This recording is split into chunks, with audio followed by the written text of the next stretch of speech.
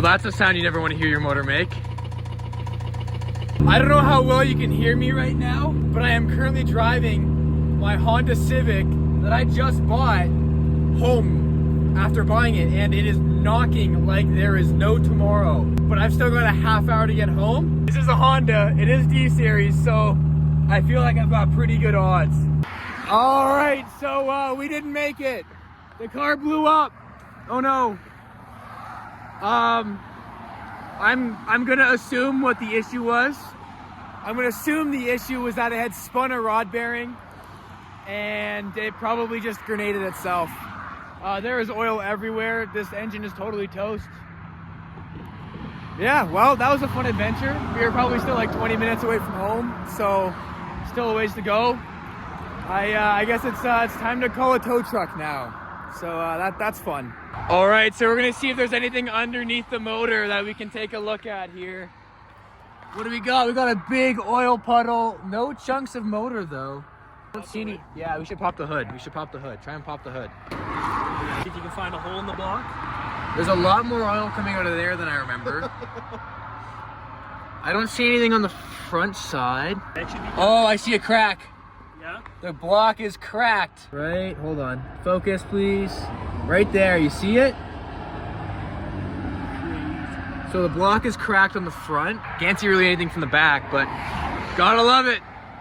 Solid car, solid car. And all right, that's the end of the saga for tonight at least. I'm gonna let Kieran drive the Integra home because, you know, you gotta let the friends drive your toys every once in a while.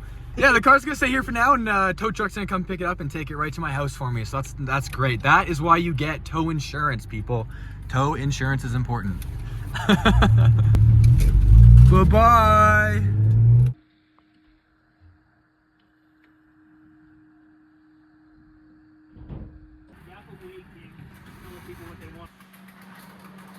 All right, so it's a couple weeks later after this car exploded on the side of the highway, and we've got it in the garage. I've got a new motor, which I'm about to show you, and we're ready to get started here. So when I bought this car, it had rod knock already. I thought maybe we can try and drive it home, and I wasn't super successful, as you guys saw. However, I was able to pick up another motor for pretty cheap. So today and tomorrow, we're gonna be spending a lot of time working on this car and getting it swapped, and I wouldn't be able to do this as well without Kieran.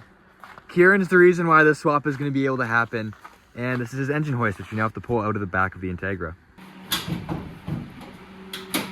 All right, first look under the hood in a little while, and it's a typical D-Series, except this one has a hole in here somewhere, and we can't see it yet. There's a hole down here, well, not a hole, but a crack, but I'm pretty sure the big hole is going to be in the back of the block. All right, so now we're just going to start by pulling everything out that we need in order to get this motor out of the way. All right, so I'm currently underneath the car just to drain any of the last little bit of oil that needs to come out before we pull the head off and everything. And I don't think I need to actually drain anything because I came under here and take a look at this. Massive crack all the way through the oil pan. And if we look up here, big hole. And I'm sure there's probably another hole somewhere in the block. But this is, I guess this is why my motor is not running anymore. I guess all the oil is completely gone. All right, so after a bunch of finagling with a bunch of different bolts, wires, and hoses, this head is finally ready to come off. And once this is off, we'll actually be able to properly see what is wrong with this engine. All right, moment of truth. Everything should be disconnected out of the way. Lift up. Oh, that's in there still.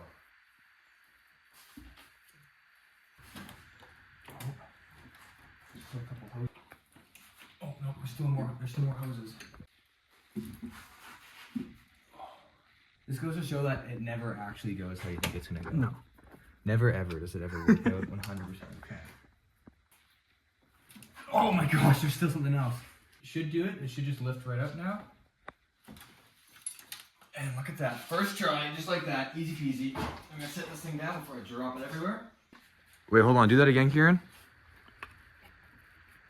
Just nothing else moved. That's crazy. Well, I guess you know which piston it was.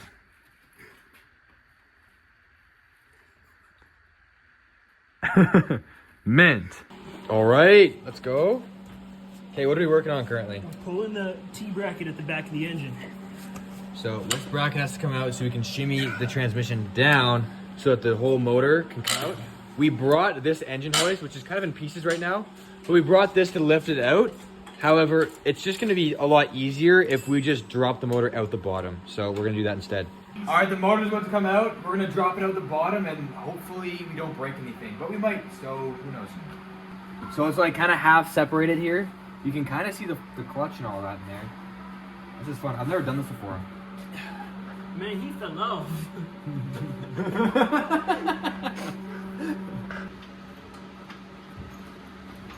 All right. Now back down.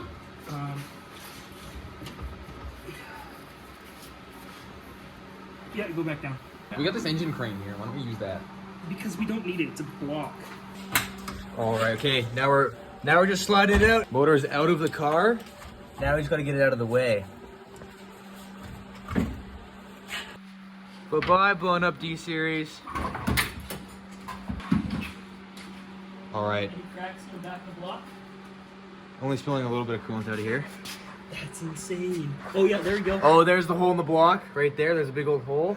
And then there's that hole in the oil pan we saw earlier. That's crazy. I also want to point this out. Look at that little K&N filter. That could easily run for like another 20,000 kilometers, right? Easy. Yeah. 25, 40, easy. 40,000, 50,000. Honestly, never change it. Never change it. Like, just put oil in it and it'll be fine. This is why the last motor blew up. All right, so we've got the head placed back onto the new block. Everything's going well so far. And now we're just starting to put in the head studs. And we're gonna start torquing these down in a minute here.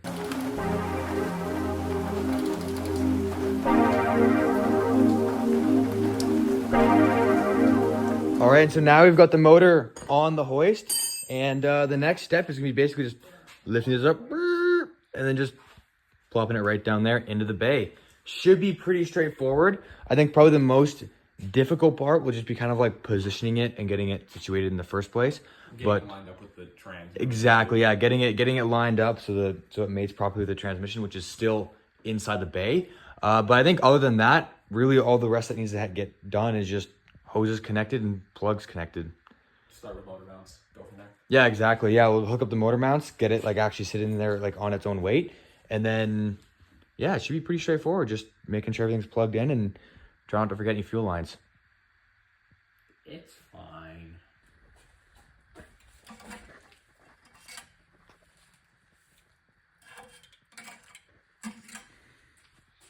Hey, you might want to put some oil in it. Oh, that's why it blew up. Yeah. Okay.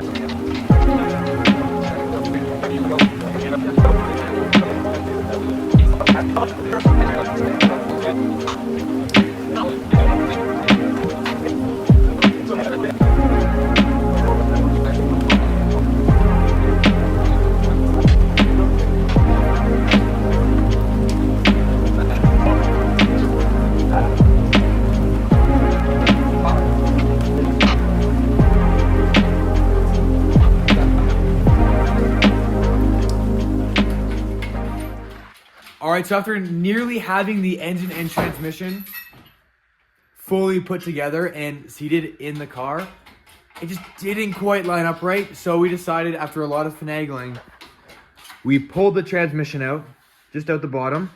And now we're pulling the block again.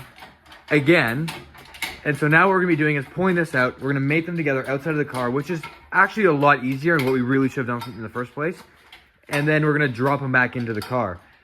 So, yeah, hopefully this works out. You're a weird guy. Oh my gosh, you have no idea how much you've been through. Not you, Morgan, you don't care, or Kieran.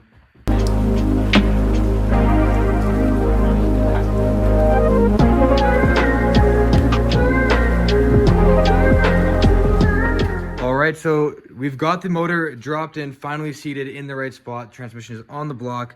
Big thank you to Blake because this would not have been done without him.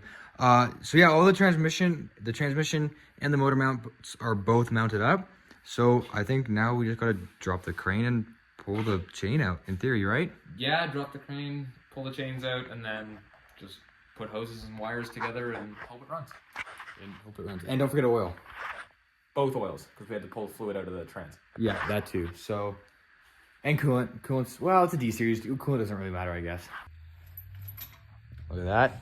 Motor is fully supported under its own weight. All right, I'm absolutely filthy. I'm covered in all sorts of oil and gunk and grossness. And this motor is pretty much ready to start. Actually, other than some coolant, this motor is ready to start. But there's a couple little things that needed to get bolted up, and we had some pretty annoying issues with getting our shifter linkages put back together. And because of that, it is now 4:15 in the morning, and so we're gonna go to sleep. Well, I'm gonna shower first, then I'm gonna go to sleep, and we're gonna wake up in like probably 2 hours when not even 2 hours when the next auto parts store is open, and we're gonna go get a little replacement dowel for one of our shifter linkages, and then hopefully fingers crossed, threading a couple bolts together, and with less than an hour's worth of work, this car, yeah, I kind of just jinxed it, but hopefully this car will be running.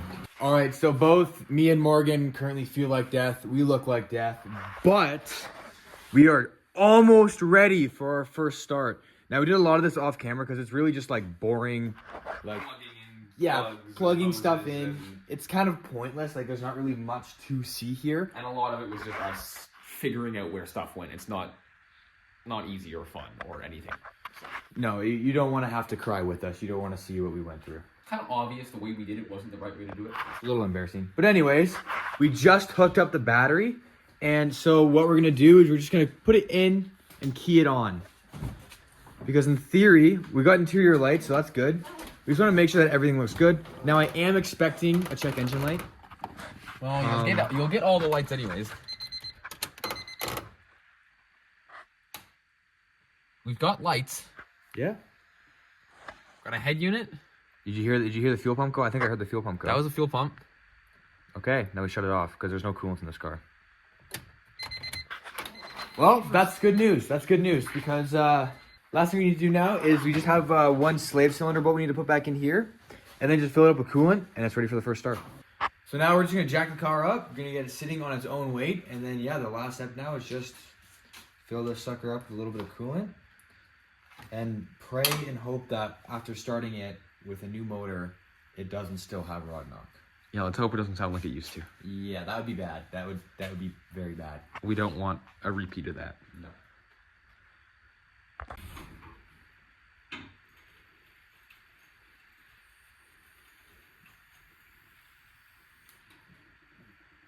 I want to say a big shout out to my coworker Landon. He bought the wrong coolant at the gas station. Not that this is the right coolant for me, but I just want this car to run. So we're gonna be putting this in here, and hope that it keeps the car cool. I don't know. It doesn't really matter. It's a D series. Yeah, with the D series, coolant is coolant. Yeah, honestly, you can put water in this thing, and it would probably be fine, even if it freezes. With a little bit of like a yellowy green coolant. All right, so after filling it up, coolant started dumping everywhere out of the back of the engine, which is quite unfortunate. And this guy right here was the culprit. So weirdly enough, the heater, what do you even call this thing? Heater pipe. So That's not the heater pipe, but the No, heater no. pipe that runs along the back of the block. Yeah, so the heater pipe that runs along the back of the block has this little plug here, and the one that's on this motor is in a different spot than it is on here for whatever reason, even though they're the exact same engine. And this doesn't reach from here to where it needs to go on the intake manifold. It's roughly around here on the new one. And then took us a while to find it. We eventually did. And then this hose wasn't long enough to reach the different position. So we had to go to Napa, get a new one, buy new coolant, it was the whole thing. But now Morgan is fastening up the new hose. And I'm not gonna say I hope it works, although I do hope it works, but I'm not gonna try and jinx it. This is supposed to be one of the easiest engine swaps you can do. But it's a replacement. yeah, it's not even a swap. It's just an engine replacement, and it has been a total and absolute nightmare. All right, this decides if we drive the car today.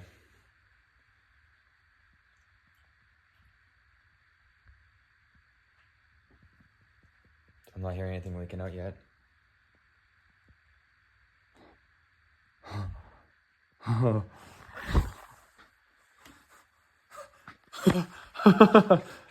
No way. The hysterics, bro. No way. It'll run. This car is gonna run today. And just like that, we're opening the garage up because the car is back on the ground, and we're gonna start it up. So, fingers crossed. I really hope it starts. It is very possible it doesn't start. It's incredibly possible it doesn't start, but I'm hoping for both of our sake and our sanity that it does start. This was put together by a couple of idiots in a garage who have no idea what they're doing. But you know what? Great learning curve. I don't regret a thing. Maybe a little bit, but that's okay. I regret sleeping on that lawn chair last night for 2 hours. Hey, that window goes down.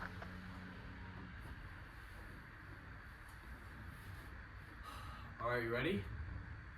First start, first try. Ready?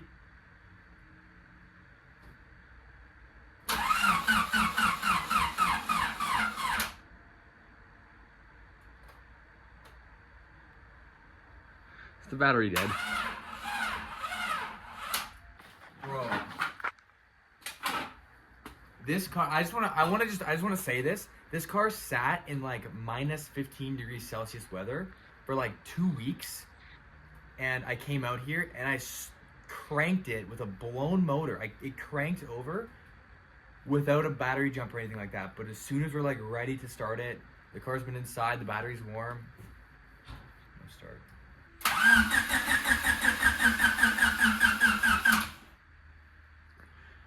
All right, so after it no starting again, we're just gonna kind of start by covering all the bases. We check the fuel line. It's getting fuel as long as it's getting from the fuel rail into the injectors, which in theory it should be if it's getting it to there because the car ran fine before, even with road knock.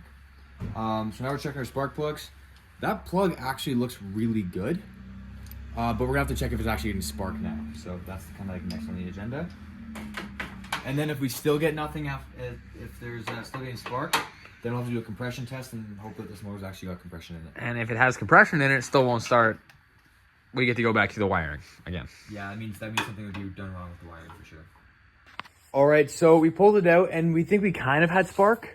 Yeah, I felt like some tingles through my fingers. So, But like we weren't really seeing it, but with no plugs in the engine, it was still really struggling just to crank. And we know that the motor isn't seized because we were able to spin it by hand super easily. So we swapped the battery because we think the battery is just probably toast and won't give it enough power. Even with a charge, won't give it enough power to start it. So now that we've got the new battery, plugs back in, fuel's all hooked up exactly, we're going to try and start it for, I don't even know, probably the 5th time now? yeah, 5th or 6th. Sick.